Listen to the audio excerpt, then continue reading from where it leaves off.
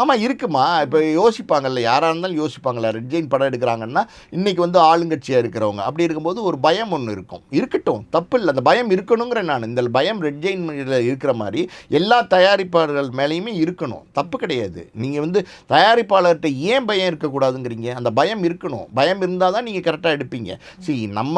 நம்ம சம்பளத்தில் கை வச்சுருவாங்க, நம்மளை வந்து கேள்வி கேட்டுருவாங்க அப்படின்னா பயம் இருக்கும். இன்றைக்கி எந்த இயக்குநர்களுக்கும் அப்படி ஒரு பயமே இல்லாமல் போச்சு. புரியுதா உங்களுக்கு? இதெல்லாம் வந்து பார்த்தீங்கன்னா பல கால்குலேஷன் இதுக்குள்ளே போயிட்டுருக்கு. இப்படியே படங்கள் தொடர்ந்து எடுத்துக்கிட்டே இருந்தீங்கன்னா லைக்கா மாதிரியான நிறுவனங்கள் வேண்டான்னு தான் போவாங்க. இப்போ இந்தியன் 3 வந்து பாதி படத்துக்கு மேலே முடிச்சு வச்சுருக்காங்க. இப்போ இந்தியன் 3 தொடர்றதுக்கு அவங்க செய்வாங்களா அப்படின்னா செய்ய மாட்டாங்க, வேண்டாம், ட்ராப் பண்ணிட்டாங்கன்னு தான் நான் கேள்விப்படுறேன். அப்படி அவங்க செய்யணும் அப்படின்னு நினச்சா கமலஹாசன் சம்பளம் வாங்காமல் நடிக்கணும், சங்கர் வந்து பம்பளமாக இயக்கணும், எல்லாருமே அவங்களுக்கு கோஆப்ரேட் பண்ணணும். யார் கோஆப்ரேட் பண்ணுவா? யார் கோஆப்ரேட் பண்ணுவா? பட்ஜெட்டே இல்லாமல், கால்குலேஷனே இல்லாமல் நம்ம நினைச்சதெல்லாம் எடுக்கலாம், எல்லாத்தையும் எடுக்கலாம், என்ன வேணா பண்ணலாம் அப்படிங்கிற மாதிரியான குற்றச்சாட்டு அவங்க மேல எப்படி சார் வைக்க முடியும்? ஏன்னா ஒரு கண்டென்ட் அனலைஸ் பண்றாங்க, நான் ஒண்ணே ஒன்று ஊழியர்கள் இருப்பாங்க, இப்போ அங்க இருக்கக்கூடிய கண்டென்ட் செலக்ஷனுக்கு ஒரு ஆள் இருப்பாங்க. யார் வேணா இருக்கட்டும்மா. ஒரு இயக்குனர், இன்னைக்கு பெரிய இயக்குனர், அவர் நினைச்சதமா எடுக்கிறார்.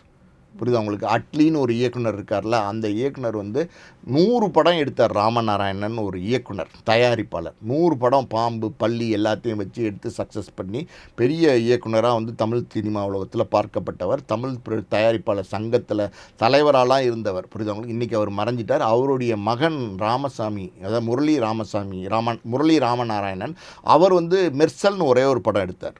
பெரிய படம், விஜய் படம், பெரிய நடிகர்கள்லாம் நடித்தாங்க. ஏஆர் ரஹ்மான் மியூசிக் பண்ணார், எல்லாம் தான் இருந்துச்சு. அட்லி டைரக்ட் பண்ணார். பயங்கரமான பொருட்செலவில் எடுத்து என்ன செலவழித்தாங்களோ அதுக்கான வியாபாரம் இல்லாமல் அந்த தயாரிப்பாளர் வந்து சிக்கலில் மாட்டிக்கிட்டார், நஷ்டத்தில் மாட்டிக்கிட்டார். இன்றைக்கி வரைக்கும் அடுத்த படம் எடுக்கிறதுக்கு கஷ்டப்பட்டுக்கிட்டு உட்காந்துருக்காரு. இந்த மாதிரி சூழ்நிலையில் யார் கை தூக்கி விடணும்னு நினைக்கிறீங்க? யாரால் வந்து இந்த படம் நஷ்டப்பட்டது? விஜயால் தானே நஷ்டப்பட்டது. அப்போ விஜய் வந்து அவருக்கு ஒரு கால் ஷீட் கொடுத்து, கவலைப்படாதீங்க, வாங்க நான் இருக்கேன், அடுத்த படம் பண்ணுங்கன்னு கை தூக்கி விடுறதுக்கு எந்த நடிகருமே தயாராக இல்லைம்மா. ஒரு தயாரிப்பு டாப் மோஸ்ட்ல இருப்பாங்க சார், அவங்களுக்கு ஒருவேளை இந்த கதை பிடிக்காம இருந்திருக்கலாம். எந்த கதை? ஹெல்ப் பண்ணுறதுக்கு நீங்கள் சொல்கிறீங்களே, அதெல்லாம் சும்மாமா. நீங்கள் டாப் மோஸ்ட் இருக்காங்க, இந்த கதை பிடிக்கலன்னா அவங்களுக்கு பிடிச்ச கதையில் ஒரு கதையில் வந்து நான் நடிக்கிறேன் சார், வாங்க எனக்கு இந்த கதை பிடிச்சிருக்கு, இந்த இயக்குனரை நீங்கள் வந்து போட்டுக்குங்க, நீங்கள் படம் எடுங்கன்னு சொன்னால் எடுக்க மாட்டேன்னு சொல்ல போகிறாங்களா? விஜய் கண்டுக்கிறது இல்லை. ஒரு தயாரிப்பாளர் தோற்று போயிட்டார்னா, ஒரு தயாரிப்பாளர் தெருவில் வந்துட்டார்னா அவரை யாருமே கண்டுக்கிறது இல்லை. இப்போ விஜயுடைய ஆரம்ப கால படங்கள் எடுத்த தயாரிப்பாளர் எத்தனையோ பேர் தோல்வி படங்கள் வந்து அமைஞ்சு விஜய் யாருன்னு தெரியாத போது விஜயை அடையாளம் கண்டு எடுத்த ஒரு 4-5 தயாரிப்பாளர் இருக்காங்க. நான் சொல்கிறது ஏர்லி ஸ்டேஜில் 5, 6, 7, 8, 10 அந்த மாதிரி படங்கள் எடுத்தவங்க எண்ணிக்கையில். இன்றைக்கி 69 நடிக்க ஆரம்பிச்சிட்டார். தயாரிப்பாளர்கள்லாம் இன்றைக்கி தோல்வியில் இருக்காங்க, அவரால் நஷ்டத்தில் இருக்காங்க. யாரையும் விஜய் கண்டுக்கிறாரா? யாரையுமே விஜய் கண்டுக்கிறதில்ல. இதெல்லாம் வந்து சினிமா, அது ஒரு சாபக்கேடு, நம்ம அதுக்கு மேலே ஒன்றும் பண்ண முடியாது. ஓகே, லைக்கா நிறுவனம் வந்து ஒரு இலங்கையிலிருந்து செயல்படக்கூடிய நிறுவனம்ங்கிறதுனால கூட அவங்கள வந்து ஏற்றுக்கப்படலை அப்படின்னு வந்து எடுத்துக்கலாமா? அதெல்லாம் சும்மாம்மா, எங்கேருந்து வந்தான்னம்மா, காசு தானே, காசு தானே. அவர் அந்த இலங்கை நிறுவனம் கொடுக்குற 250 கோடியும் 150 கோடியும் 300 கோடியும் வாங்க தானே செய்றீங்க. அந்த காசை வாங்க மாட்டோம்னு சொல்கிறாங்களா? அப்படிலாம் இல்லை. அதை ஏற்றுக்கிறீங்க, இப்போ இதை ஏற்றுக்க மாட்டீங்களா? ஒட்டுமொத்த இதுவும் வந்து இயக்குனர்கள் மேலேயும் அவங்க வந்து நான் வெளிப்படையாக சொல்கிறேம்மா, நடிகர்களுடைய உச்சபட்ச சம்பளமும், அதாவது என்ன கேட்கலான்னு அளவே இல்லாமல் சம்பளம் கேட்குறதும், என்ன சம்பளம் வாங்கலான்னு இயக்குனர்கள் அளவே இல்லாமல் சம்பளம் கேட்குறதும், இயக்குனர்கள் வந்து பிளானிங்கே இல்லாமல் படம் எடுக்கிறதும், நினச்சதையெல்லாம் எடுக்கணும்னு நினைக்கிறதும், இந்த மாதிரியான தோல்வி தொடர்ந்து சினிமாவில் நடந்துக்கிட்டே தான் இருக்கும். இப்போ இனிமே வர தயாரிப்பாளர்களும் இந்த தோல்விகளை சந்தித்து தான் ஆகணும், இந்த நஷ்டங்களை ஏற்றுக்கிட்டு தான் ஆகணும். அப்படி தான் சினிமா போயிட்டு. அப்போ நீங்கள் சொல்கிறது பார்த்தா இப்போ பிளானிங்கே இல்லை, ஒரு படம் எடுக்கிறதுக்கு பிளானிங்கே இல்லை, அவங்க வந்து ஏகபோகமாக வந்து செலவு பண்ணுறாங்க அப்படின்னு எடுத்துக்கிட்டா கூட அடுத்தடுத்து ஓகே நடிகர்கள் இவ்வளோ தான் வந்து சம்பளம் வாங்குறாங்க, அதிகபட்சமாக சம்பளம் வாங்குறாங்க அப்படின்னா நீங்கள், அதாவது ப்ரொடக்ஷன் ஹவுஸ் எல்லாருமே சேர்ந்து ஒரு அசோசியேஷன் மாதிரி வச்சு இவ்வளோ சம்பளம் கொடுக்கக்கூடாது, கேட்டால் கொடுக்கக்கூடாது, அப்படி இருந்தால் கூட சில ரெஸ்ட்ரிக்ஷன் வச்சு இதை வந்து வரைமுறைப்படுத்தலாமே, இன்னும் படுத்தலை. அது பண்ண முடியலம்மா, அது பண்ண முடியல. இங்கே பாருங்கள், நான் ஒரு விஷயம் சொல்கிறேன் கேளுங்க. இங்கே வந்து தயாரிப்பாளர் சங்கம்னு இருக்குது, தமிழ் திரைப்பட தயாரிப்பாளர் சங்கம்னு இருக்குது. அவங்க வந்து போன வருஷமே ஒரு ஸ்ட்ரைக் அனௌன்ஸ் பண்ணியிருந்தாங்க. என்ன ஸ்ட்ரைக் ஸ்ட்ரைக் அனௌன்ஸ் பண்ணியிருந்தாங்கன்னா இந்த மாதிரி கண்ணாப்பின்னான்னு பட்ஜெட் ஆகுது, படங்கள்லாம் தோல்வி ஆகுது, பெரிய தமிழ் திரையுலகம் பெரிய சிக்கல் இருக்குது, பெரிய கஷ்டத்தில் இருக்குது, பெரிய நஷ்டத்தில் இருக்குது, அதை நம்ம சரி பண்ணணும்னு ஒரு ஸ்ட்ரைக் அனௌன்ஸ் பண்ணாங்க. அந்த ஸ்ட்ரைக்கையே முறியடிக்கிறாங்களே பெரிய பெரிய நடிகர்கள். அதாவது வந்து நாங்கள் வந்து ஏற்கனவே பூஜை போட்டோம், நாங்கள் வந்து ஏற்கனவே ஷூட்டிங் போட்டோம், அப்படி இப்படின்னு சொல்லி அந்த ஸ்ட்ரைக்கே முறியடிச்சிட்டாங்க.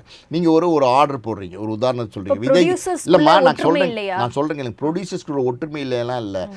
அதாவது வந்து நான் வந்து ஒரு ஆர்டர் போடுறாங்க, ஒரு உதாரணத்துக்கு விஜய்க்கு வந்து 100 கோடி ரூபா சம்பளம் கொடுக்கலாம் அவரோட மார்க்கெட்டுக்கு அப்படின்னு நீங்கள் சம்பளத்தை நிர்ணயித்து 100 கோடிக்கு மேலே கொடுக்கக்கூடாது, யாரும் புக் பண்ணக்கூடாது அப்படின்னு நீங்கள் சொல்கிறீங்க. ரகசியமாக விஜயோட கால் ஷீட் கிடைச்சா போதும்னு சொல்லிட்டு வேற ஒரு ப்ரொடியூசர், அதாவது வந்து இந்த தயாரிப்பு சங்கத்தில் புதுசாக வர ஒரு ப்ரொடியூசரோ இல்லை இதுக்குள்ளே இருக்கிற ஒரு ப்ரொடியூசரோ போகிறார் விஜய்கிட்ட, சார் அவங்க சொல்லட்டும் சார், நான் உங்களுக்கு 300 கோடி ரூபா கொடுக்குறேன் சார் அப்படின்னு சொல்லி படங்கள் புக் பண்ணிகிட்டே இருக்காங்க. அப்படி இருக்கும்போது இதெல்லாம் வந்து கொண்டு வர முடியாது, இதெல்லாம் வந்து வரையறைக்குள்ளே கொண்டு வர முடியாது. இப்போ மலையாள திரையுலகில் ஜூன் 1ஆம் தேதியிலேருந்து ஸ்ட்ரைக் அனௌன்ஸ் பண்ணியிருக்காங்க. ஏன் அனௌன்ஸ் பண்ணியிருக்காங்க? அவங்களும் இதே தான் சொல்கிறாங்க, நடிகர்களுடைய சம்பளம் ஜாஸ்தியாக இருக்குது அப்படின்றாங்க.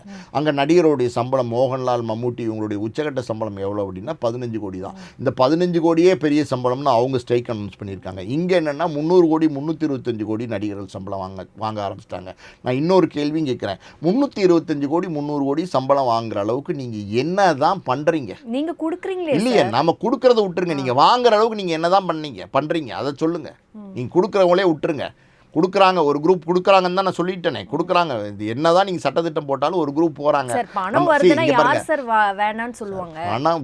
யார் வேணான்னு சொல்லலாமா? தொழில் நல்லா இருக்கணும்ல, நீங்கள் தொழில் நல்லா இருக்கணும்ல, தொழில் நல்லா தான் இருந்தால் தானே நீங்கள் தொடர்ந்து நடிக்க முடியும், தொழில் நல்லா இருந்தால் தானே எல்லோரும் நடிக்க முடியும். சரி, நடிகர்கள் மட்டும் சந்தோஷமாக சேஃபாக செட்டில் ஆகி வீடு பங்களா காரு ஸ்விம்மிங் பூலு பெரிய பெரிய காரு அது இதுன்னு இருந்தால் போதுமா? பெரிய பெரிய இயக்குநர்கள் மட்டும் இருந்தால் போதுமா? தயாரிப்பாளர் இருக்க வேண்டாமா?